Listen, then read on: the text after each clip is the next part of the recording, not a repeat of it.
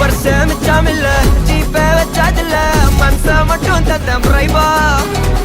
பெருசா பில்டப் இல்ல ஃப்ரெண்ட்ஸா நினைச்சதில்ல லவ்ஸா மட்டும் சொன்ன ஹைப்பா இப்போ சலம்பல்ல அடியே